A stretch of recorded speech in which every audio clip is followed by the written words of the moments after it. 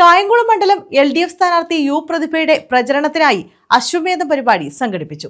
സർക്കാരിന്റെ വികസന നേട്ടങ്ങൾ ഉയർത്തിക്കാട്ടി ഭരണിക്കാവ് പഞ്ചായത്ത് കമ്മ്യൂണിറ്റി ഹാളിലാണ് പരിപാടി സംഘടിപ്പിച്ചത്. ഓരോ വികസന കാഴ്ചയും അതിനനുസരിച്ച ചിത്രീകരണങ്ങളുമായിരുന്നു LDF സ്ഥാനാർത്ഥി യു പ്രതിഭയുടെ പ്രചരണാർത്ഥം ഭരണിക്കാവ് കമ്മ്യൂണിറ്റി ഹാളിൽ സംഘടിപ്പിച്ച അശ്വമേധം പരിപാടിയിൽ ഉണ്ടായിരുന്നത്. LED വാളിൽ മിന്നിമറയുന്ന സിനിമാ രംഗങ്ങൾ കേരളത്തിന്റെ ഇരുണ്ട കാലത്തെ ഓർമ്മിപ്പിച്ചു. അതനുസരിച്ചുള്ള ചോദ്യങ്ങൾക്ക് മറുപടി പറയാൻ ജനങ്ങളും മത്സരിച്ചു.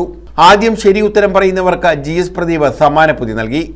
16 കോളങ്ങളായി തിരിച്ചിട്ടുള്ള കൂറ്റൻ LED സ്ക്രീനിൽ ഓരോ കോളത്തിലും ഓരോ വാക്കുകളാണുള്ളത്.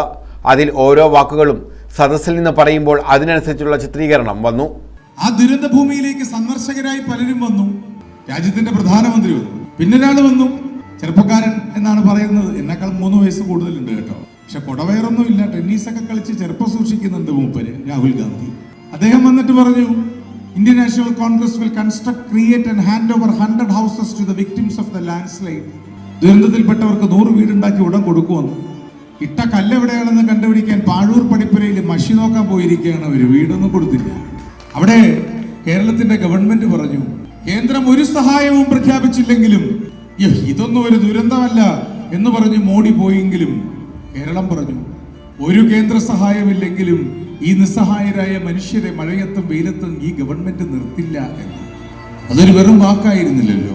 കഴിഞ്ഞ ദിവസം നമ്മൾ കണ്ടു, ഇങ്ങനെ സർവവും തകർന്നു പോയ ആ മനുഷ്യർ സമാഹരിച്ചു വെച്ചതെല്ലാം ഒറ്റ രാത്രി കൊണ്ട് അവസാനിച്ചപ്പോൾ വിതുമ്പി പൊട്ടിക്കരഞ്ഞുപോയ ആ തകർന്നുപോയ ആ മനുഷ്യ ജീവിതങ്ങൾ എല്ലാം നശിച്ചു എന്ന് കരുതിയിരുന്ന ആ മനുഷ്യരുടെ ജീവിതത്തിലേക്ക് ഇങ്ങനെ കൊളുത്തിയ ഒരു വെളിച്ചത്തിന്റെ പേര് കൂടിയാണ് പുനരധിവാസം.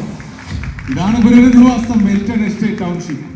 റോഡുകളുടെ മാറ്റം, മുണ്ടക്കൈ ചൂരൽമല പുനരധിവാസം, മാലിന്യക്കൂമ്പാരമായിരുന്ന സ്ഥലം ഇപ്പോൾ IM വിജയൻ സ്റ്റേഡിയമായി മാറിയത് തുടങ്ങിയവയെല്ലാം ചിത്രീകരണത്തിലുണ്ടായിരുന്നു. CPM ജില്ലാ കമ്മിറ്റി അംഗം കോശി അലക്സ് GS പ്രദീപിനെയും സഹപ്രവർത്തകരെയും സ്വാഗതം ചെയ്തു. CPIM Kayamkulam area secretary B Abin Shah നന്ദി പറഞ്ഞു. 2 വർഷക്കാലം ഇടതുപക്ഷ ജനാധിപത്യ മുന്നണി നടപ്പാക്കിയ വികസനങ്ങളുടെ പെരുമഴ ഇവിടെ കാണിച്ചു വരികയുണ്ട്.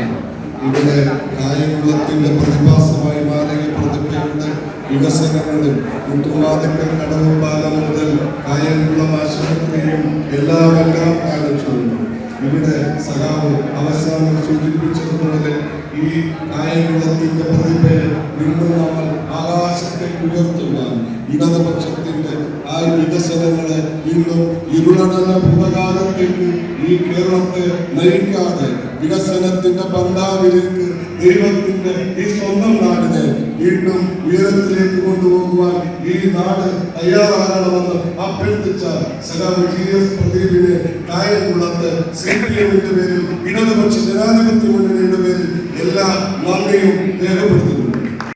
News bureau, Kattanam.